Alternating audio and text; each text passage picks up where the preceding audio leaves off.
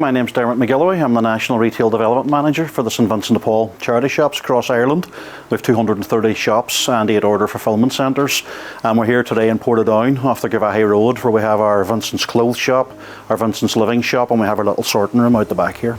Charity shops are giving people an opportunity to keep stuff in reuse for as long as possible. We all know about what the fashion industry is doing now in terms of the environment. The fashion industry is the 4th biggest polluter on the planet. The fashion industry creates more pollution than aviation and the maritime industry put together.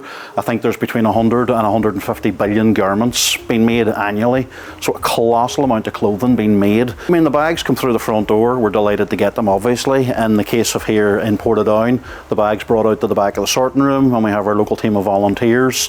They go through the bag. Your average 10 kg bag will have about 20 to 25 garments in there, and so the local team of volunteers will go through the bag, try to extract as much value as possible. And it's not ever about what their local taste is, it's whether an item is fit for redistribution or not.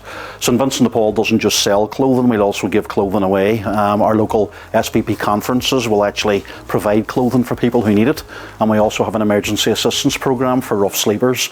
The folks here locally will try to sell what they can in the local community. Anything that maybe won't sell here but will sell in one of the other local shops will be sent off there. And at that stage, when an item hasn't been sold or given away or redistributed through that cluster of shops, we'll then send it on then to one of our export partners. When I started at National Office 7-8 years ago, we were working with about 8 or 9 exporting companies. We're now working with 2. And the 2 that we work with basically have all of the appropriate licenses in terms of the collection of textiles, the grading of textiles, and then the exporting of them.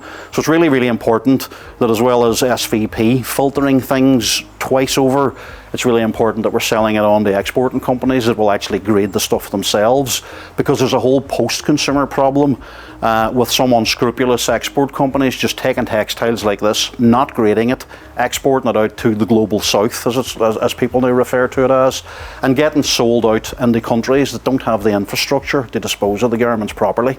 We've opened 8 order fulfilment centres across the island, so the surplus clothing out of the 230 shops are going into central order fulfilment centres.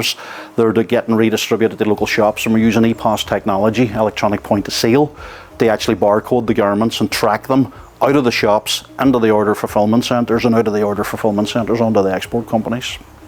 Shops on average could bring in maybe 30-40 bags of clothing a day, and that's a 10 kg bag with 20 garments, 20 plus garments in each.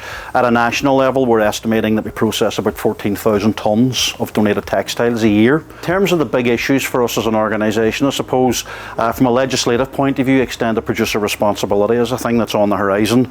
Now, I know the British government have put that slightly on the back burner, and they're focusing on packaging as opposed to textiles, so we would like to see legislation in place for extended producer responsibility, and also the separate collection of textiles, which again is going to start in the Republic of Ireland from January 2025. We would like to see local authorities investing more in recycling as an activity and less in incineration and in landfill. And the final thing for us would be resources. We would be familiar with programmes in other countries, particularly in the Republic, where people are able to get their benefits and an extra few quid a week. They work on community employment style projects. Nothing like that currently exists in the North. So here in the centre, we have 2 choices. We either pay people or get them to come in as volunteers, and we think that there's actually room for a third option there.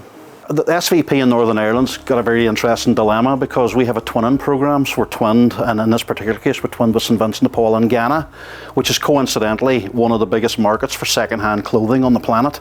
So our members across the north are raising funds to support SVP in Ghana, whilst the sector that we're part of is exporting 15 million garments every single week out of the UK into the Ghanaian market. 5 million of those garments are not being sold and are basically, they're being discarded. They're being discarded into the rivers and into the streams and onto the coastline. The message to the consumer is, if you're wearing something and you have it at home, it's probably good enough to wear again, and it's certainly good enough to donate to St Vincent de Paul.